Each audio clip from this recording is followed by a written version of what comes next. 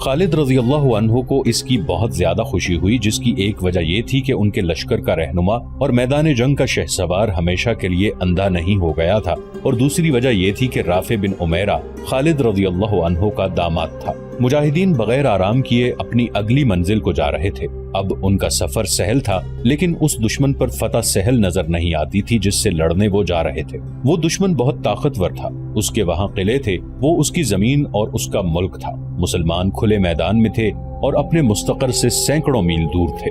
انہیں اپنے لیے اور اپنے جانوروں کے لیے خوراک کا خود ہی انتظام کرنا تھا، اور ان کے لیے یہ بہت بڑا مسئلہ تھا۔ خالد رضی اللہ عنہ جب اپنے لشکر کے ساتھ شام کی سرحد کی طرف بڑھ رہے تھے، اس وقت غسانی بادشاہ جبلہ بن علیہم اپنے امراء اور سالاروں کو حکم دے چکا تھا کہ مسلمانوں کی فوج سرحدوں پر آ گئی ہے اور اسے سرحدوں پر ہی ختم کر دینا ہے۔ اس وقت خالد بن سعید کو رومی فوج شکست دے چکی تھی، اور مدینہ کا 28,000 مجاہدین کا لشکر 4 حصوں میں شام کی سرحد پر پہنچ چکا تھا۔ ہم نے رومیوں کو شکستیں دی ہیں، غسانی بادشاہ جبلہ نے اپنے امراء اور سالاروں سے کہا۔ رومیوں سے بڑھ کر جابر اور جنگجو اور کون ہو سکتا ہے؟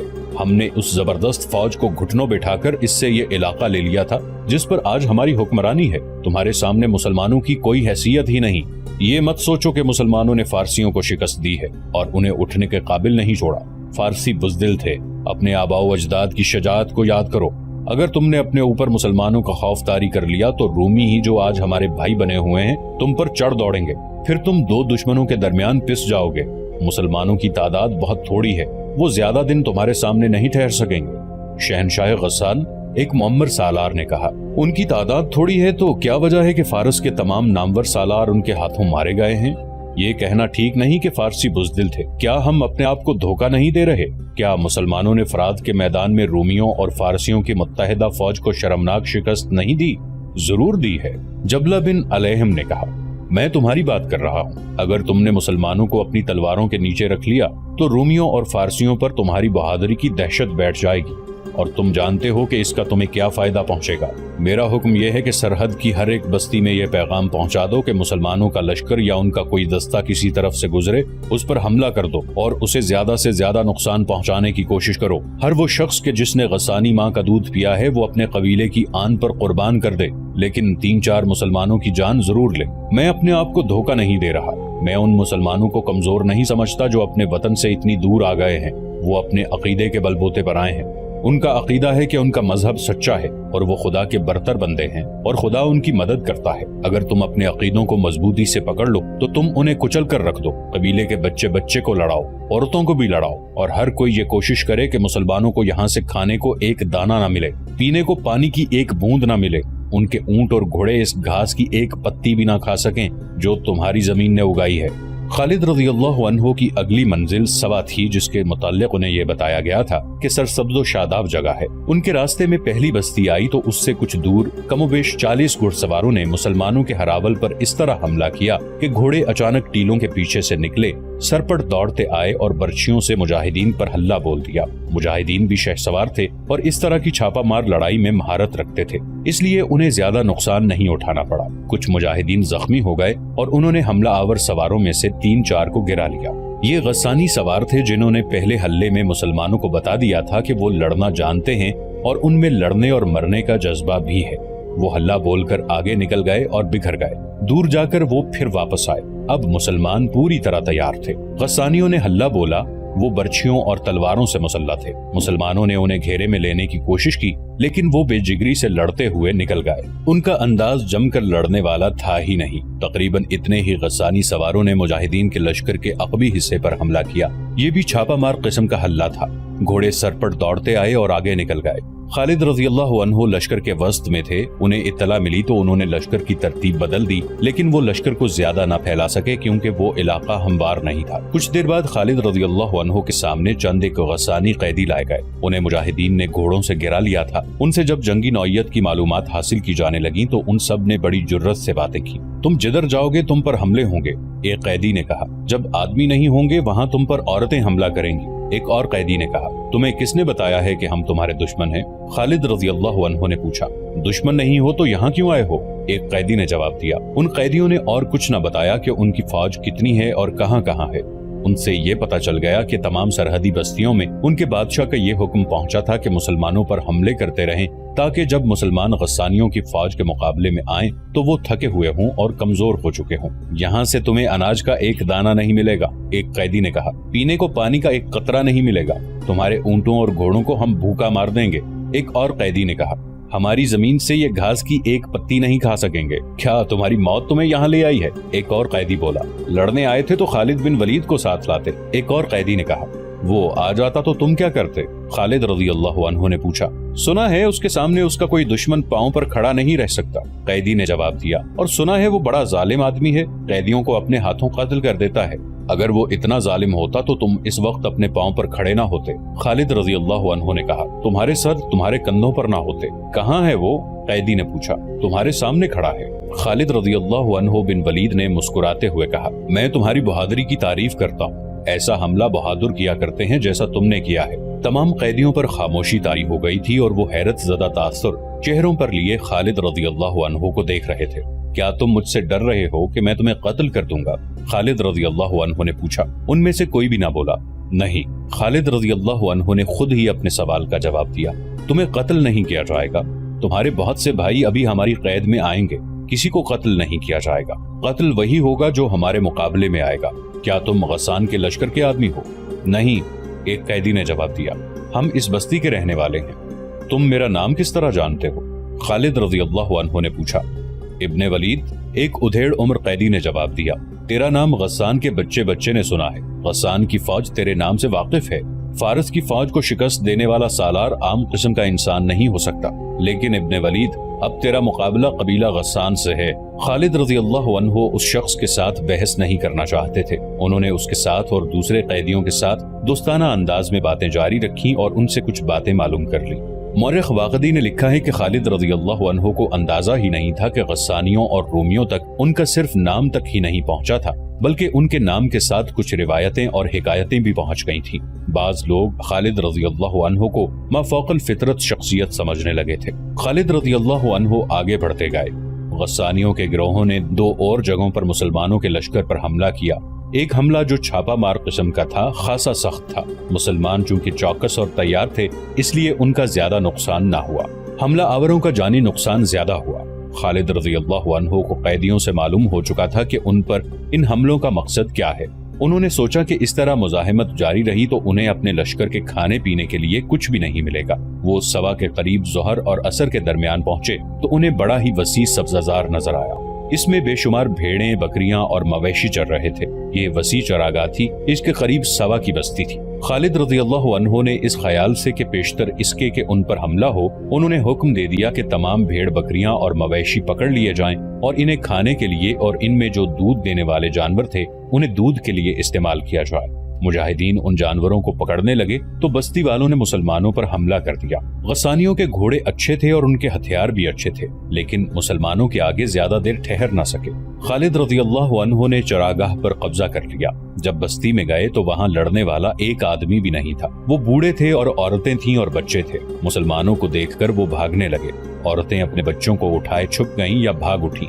خالد رضی اللہ عنہ کے حکم سے ان سب کو روک کر کہا گیا کہ ان کے خلاف کوئی کارروائی نہیں کی جائے گی۔ اگر بستی سے مسلمان لشکر کے خلاف کوئی کارروائی ہوئی تو بستی کو اجاڑ دیا جائے گا۔ مخبروں نے خالد رضی اللہ عنہ کو اطلاع دی کہ کچھ دور آگے ایک قلعہ ہے جس میں عیسائی فوج ہے اور اس کا سالار رومی ہے۔ یہ اطلاع بھی ملی کہ سوا کے بھاگے ہوئے غسانی اس قلعے میں چلے گئے ہیں۔ اس قلعے کا نام ارک تھا۔ سورج غروب ہو چکا تھا، شام گہری ہو گئی، قلعے کے دروازے سورج غروب ہوتے ہی بند ہو گئے تھے۔ اس کے بعد قلعے کے سنتریوں کو جو دیوار پر ٹہل رہے تھے گھوڑوں کے ٹاپ سنائی دیے۔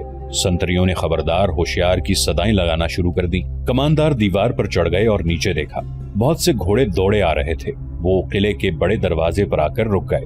ابھی اور گھوڑے اور اونٹ آ رہے تھے۔ کون ہو تم لوگ؟ دروازے کے اوپر ایک برج سے ایک کماندار نے پوچھا۔ ہم غسانی ہیں، باہر سے ایک سوار نے جواب دیا۔ مسلمانوں کا لشکر آ رہا ہے، ہم نے سوا میں انہیں روکنے کی کوشش کی تھی لیکن ہم ان کے مقابلے میں جم نہ سکے۔ ہم بستی میں جاتے تو مسلمان ہمیں زندہ نہ چھوڑتے، کیا تم پناہ لینے آئے ہو؟ پناہ بھی لیں گے، ایک غسانی سوار نے جواب دیا، اور مسلمانوں کے خلاف لڑیں گے بھی، تمہیں ہماری ضرورت ہوگی۔ رومی سالار کو بلایا گیا، اس نے ان لوگوں سے اپنی تسلی کے لیے کئی سوال کیے اور ان کے لیے قلعے کا دروازہ کھلوا دیا۔ انہوں نے رومی سالار کو تفصیل سے بتایا کہ مسلمانوں کی نفری کتنی ہے اور اب وہ کہاں ہیں۔ اگلی صبح طلوع ہوئی تو خالد رضی اللہ عنہ کا لشکر قلعے تک پہنچ گیا تھا اور قلعے کو محاصرے میں لے رہا تھا۔ عیسائی فوج جو قلعے میں تھی قلعے کی دیواروں پر چلی گئی اور فوج کا ایک حصہ قلعے کے بڑے دروازے سے کچھ دور کھڑا ہو گیا۔ اس حصے کو ایسی صورتحال کے لیے تیار کیا گیا تھا کہ دروازہ ٹوٹ جائے تو یہ دستہ حملہ آوروں کو اندر نہ آنے دے اور حکم ملنے پر باہر جا کر مسلمانوں پر حملے کرے۔ قلعے کے باہر للکار اور نعرے گرج رہے تھے، قلعہ ہمارے حوالے کر دو۔ خالد رضی اللہ عنہ کے حکم سے رافع بن عمیرہ نے بلند آواز سے کہا، ورنہ ہر غسانی قتل ہونے کے لیے تیار ہو جائے، ہتھیار ڈال دو اور کسی کو باہر بھیجو جو ہمارے ساتھ صلح کی شرطیں طے کرے۔ اے مسلمانوں، اوپر سے ایک کماندار نے للکار کر کہا، یہ قلعہ تمہیں اتنی آسانی سے نہیں ملے گا۔ واقعی لکھتا ہے کہ قلعے میں ایک ضعیف العمر عالم تھا، اس نے رومی سالار کو بلایا۔ اس عالم کی قدر و منزلت تھی اور غسانی اس کا حکم مانتے اور اس کی ہر بات کو برحق تسلیم کرتے تھے۔ کیا اس فوج کا پرچم کالے رنگ کا ہے؟ عالم نے پوچھا۔ ہاں مقدس باپ، رومی سالار نے جواب دیا، ان کا جھنڈا نظر آ رہا ہے جو سفید اور کالے رنگ کا ہے۔ کیا یہ فوج صحرا میں سے اس راستے سے گزر کر آئی ہے جس راستے سے کبھی کوئی نہیں گزرا؟ عالم نے پوچھا۔ مورخ واقدی، طبری اور ابن یوسف نے لکھا ہے کہ دو مخبروں نے اس عالم کو بتا دیا کہ مسلمانوں کی فوج صحرا کے اس حصے سے گزر کر آئی ہے جہاں اونٹ بھی نہیں جاتے اور جہاں سانپ بھی زندہ نہیں رہ سکتے۔ کیا اس فوج کے سالار کا قد اونچا ہے؟ معمر عالم نے پوچھا۔ کیا اس کا جسم گٹھا ہوا ہے اور اس کے کندھے چوڑے ہیں؟ مقدس باپ، کسی نے جواب دیا، قد تو ان سب کے اونچے ہیں اور جسم بھی سب کے گٹھے ہوئے ہیں، لیکن اس کے کندھے سب سے چوڑے ہیں۔ کیا اس کی داڑھی زیادہ گھنی ہے؟ عالم نے پوچھا۔ اور کیا اس کے چہرے پر کہیں کہیں چیچک کے گہرے داغ ہیں؟ ہاں مقدس درویش، کسی اور نے جواب دیا، اس کی داڑھی دوسروں سے زیادہ گھنی ہے اور یہ داڑھی اس کے چہرے پر بہت اچھی لگتی ہے، اور اس کے چہرے پر چیچک کے کچھ داغ بھی ہیں۔ اس عالم درویش نے رومی سالار اور عیسائی سرداروں کی طرف دیکھا اور کچھ دیر خاموش رہا، پھر اس نے اپنا سر دائیں بائیں 2 بار ہلایا۔ یہ وہی شخص ہے جس کا مقابلہ کرنے کی ہمت تم میں سے کسی میں بھی نہیں، اس نے کہا۔ ہے تو کہ جس کا احترام ہم سب پر لازم ہے، کیا کہہ رہا ہے؟ رومی سالار نے کہا، وہ تو ہمارا قیدی ہوگا جس سے تو ہمیں ڈرا رہا ہے۔ کیا تو نے ان کا انجام نہیں دیکھا جنہوں نے اس کا مقابلہ کیا تھا؟ عالم نے کہا۔ کیا وہ آسمانوں کا کوئی دیوتا ہے جسے زمین کا کوئی انسان شکست نہیں دے سکتا؟ ایک عیسائی سردار نے پوچھا۔ اے عیسائی سردار، عالم نے کہا، وہ چوڑے کندھوں اور چیچک کے داغوں والا جو مدینہ سے آیا ہے اس کے پاس علم ہے اور میرے پاس علم ہے، تیرے پاس نہ علم ہے نہ علم، تو رومی نہیں، تو غسانی بھی نہیں، اور جو مجھے نظر آتا ہے وہ تو نہیں دیکھ سکتا، اور تو کہتا ہے کہ وہ آسمان کا دیوتا تو نہیں۔ سن رومی سالار، تو بھی سن عیسائی سردار، جو اپنے لشکر کو اس صحرا میں سے زندہ گزار لایا ہے، جہاں کی ریت پہلے اندھا کرتی ہے، پھر جسم کو خشک لکڑی بنا دیتی ہے اور پھر جلا دیتی ہے۔ وہ انسان آسمانوں کے دیوتاؤں کو بھی شکست دے سکتا ہے۔ میں کچھ اور نہیں کہتا سوائے اس کے کہ قلعہ اس کے حوالے کر دو، اور اگر لڑنا چاہو تو عقل اور ہوش سے کام لینا، لیکن عقل تمہارا ساتھ نہیں دے گی۔ اس وقت جب یہ عالم اور درویش قلعہ دار اور عیسائی سرداروں کو بتا رہا تھا کہ وہ خالد رضی اللہ عنہ کے مقابلے میں آئیں تو ذرا سوچ لیں، اس وقت قلعے کے اندر مسلمانوں کی للکار سنائی دے رہی تھی، دروازے کھول دو، ہتھیار ڈال دو، ہم قلعہ لینے آئے ہیں، اپنے لشکر کو، عورتوں کو اور بچوں کو بچاؤ۔ رومی سالار عیسائی سرداروں کے ساتھ قلعے کی دیوار پر آیا اور ہر طرف جا کر دیکھا۔ اسے مسلمانوں کی تعداد اتنی زیادہ دکھائی نہیں دے رہی تھی کہ وہ قلعہ سر کر لیتی، لیکن وہ مسلمانوں کا پرچم عقاب دیکھتا تو وہ اپنے آپ میں دھچکا محسوس کرتا۔ کیا یہی ہے سارا لشکر؟ رومی سالار نے کسی سے پوچھا۔ یہی نہیں ہو سکتا، یہ لشکر اتنا ہی ہے، اسے جواب ملا۔ تیروں کا می برسا دو ان پر، اس نے حکم دیا۔ قریب آئیں تو برچیاں پھینکو۔ دیوار سے تیروں کی بوچھاڑیں آنے لگی۔ خدا کی قسم، یہ تیر ہمیں نہیں روک سکتے، خالد رضی اللہ عنہ نے گلا پھاڑ کر کہا۔ ایسے تیر ہم پر بہت برسے ہیں، تیر اندازوں کو آگے کرو، دروازوں پر ہلہ بول دو اور سب سے کہہ دو کہ یہ شام کا پہلا قلعہ ہے، اگر ہم پہلے قلعے پر ہار گئے تو شکست ہمارا مقدر بن جائے گی۔ خالد رضی اللہ عنہ کے قاصدوں نے جب قلعے کے چاروں طرف یہ پیغام پہنچا دیا تو تیر انداز تیروں کی بوچھاڑ میں آگے بڑھے اور اندھا دھند نہیں بلکہ ایک ایک آدمی کا نشانہ لے کر تیر چلانے لگے۔ سب سے زیادہ تیر انداز قلعے کے بڑے دروازے کے سامنے جمع ہو گئے تھے اور دروازے کے اوپر اور برجوں میں تیر پھینک رہے تھے۔ مجاہدین کی بے خوفی اور شجاعت کا یہ عالم تھا کہ کئی مجاہدین دروازے تک پہنچ گئے اور کلہاڑیوں سے دروازہ توڑنے لگے۔ دروازہ مضبوط تھا جسے اس حالت میں توڑنا آسان نہیں تھا کہ اوپر سے تیر آ رہے تھے، لیکن مجاہدین کی اس جرت نے اور لشکر کے نعروں نے قلعے والوں کا حوصلہ توڑ دیا۔ ان پر اپنے عالم درویش کی باتوں کا اثر بھی تھا۔ اب بھی وقت ہے۔ خالد رضی اللہ عنہ کے حکم سے ایک بلند آواز مجاہد نے اعلان کیا، قلعہ دے دو گے تو فائدے میں رہو گے، قلعہ ہم نے لے لیا تو ہم سے رحم کی امید نہ رکھنا۔ تھوڑی ہی دیر بعد قلعے پر سفید جھنڈا لہرانے لگا۔ خالد رضی اللہ عنہ نے اپنے سالاروں کی طرف قاصد دوڑا دیے کہ رک جا، باہر آ کر بات کرو۔ مسلمانوں کی طرف سے اعلان ہوا۔ قلعے کا دروازہ کھلا، رومی سالار 2-3 عیسائی سرداروں کے ساتھ باہر آیا اور مدینہ کے اس سالار کے سامنے آن کھڑا ہوا جس کے کندھے چوڑے، داڑھی گھنی اور جس کے چہرے پر چیچک کے چند ایک داغ تھے۔ خدا کی قسم تو عقل والا ہے، خالد رضی اللہ عنہ نے رومی سالار سے کہا، تو نے اپنی آبادی کو اور اپنے لشکر کو قتل عام سے بچا لیا ہے، اب تو مجھ سے وہ توقع رکھ سکتا ہے جو دوست دوستوں سے رکھا کرتے ہیں۔ خالد رضی اللہ عنہ نے اپنا ہاتھ اس کی طرف بڑھایا۔ رومی سالار نے مصافحے کے لیے اپنا ہاتھ بڑھایا۔ ہاتھ نہیں، خالد رضی اللہ عنہ نے کہا، پہلے تلوار۔ رومی سالار نے اپنی کمر بند سے تلوار ماں نیام کھول کر خالد رضی اللہ عنہ کے حوالے کر دی۔ پھر عیسائی سرداروں نے اپنی اپنی تلواریں اتار کر خالد رضی اللہ عنہ کے آگے پھینک دیں۔ اب بتائے سالار مدینہ، رومی سالار نے پوچھا، تیری اور کیا شرط ہے؟ کیا ہماری جوان لڑکیاں اور بچے تیرے لشکر سے محفوظ رہیں گے؟ ہم تمہاری لڑکیاں اٹھانے نہیں آئے اے رومی سالار۔ خالد رضی اللہ عنہ نے کہا، ہم جزیہ لیں گے، کوئی اور محصول نہیں لیں گے۔ اگر تو کچھ دیر اور لڑتا اور ہم قلعہ اپنے زور پر لیتے تو ارک کی اینٹ سے اینٹ بچ جاتی اور اندر لاشوں کے ڈھیر لگے ہوتے۔ تو امن سے آیا ہے، امن سے جا، اپنی لڑکیوں کو، بچوں کو اور ان کی ماں کو ساتھ لے جا، اور دل میں یہ بات رکھ کہ ہم لوٹ مار کرنے نہیں آئے، ہم کچھ دینے آئے ہیں۔ یہ ہمارا عقیدہ ہے، اسلام، اس پر غور کرنا۔ مورخ لکھتے ہیں کہ رومی سالار اور عیسائی سردار خوفزدہ حالت میں آئے تھے۔ خوف یہ تھا کہ خالد رضی اللہ عنہ انہیں قتل کرا دیں گے اور قلعے میں کچھ بھی نہیں چھوڑیں گے، لیکن خالد رضی اللہ عنہ نے جزیے کے سوا اور کوئی شرط عائد نہ کی۔ اب رومی اور عیسائی خوف زدہ نہیں، حیرت زدہ تھے۔ انہیں یقین نہیں آ رہا تھا کہ کوئی فاتح مفتوح کے ساتھ اتنی فیاضی سے پیش آ سکتا ہے۔ ان لوگوں پر کرم یہ کیا گیا کہ صرف فوج کو وہاں سے نکالا گیا، باقی تمام آبادی امن و امان میں وہاں موجود رہی۔